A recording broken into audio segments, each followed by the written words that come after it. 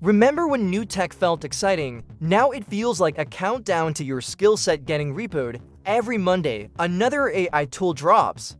Like a Pokemon evolution designed to eat your career. There's a voice clone that sounds more like you than you do on sleep, coffee, and therapy.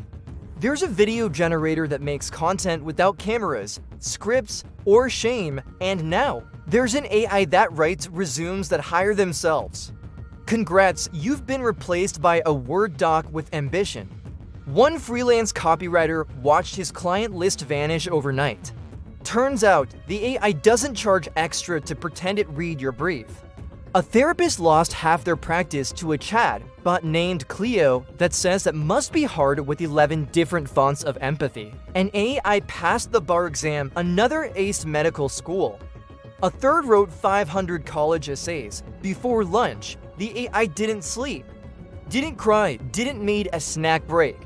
One HR tool now ranks applicants by leadership tone, which means use the word synergy or perish. These tools don't assist anymore. They replace. Then they high-five in binary.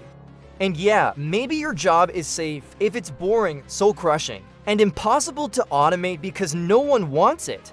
But if you're creative, talented, one-of-a-kind, perfect, the AI just cloned that twice with transitions and background music. Don't worry though.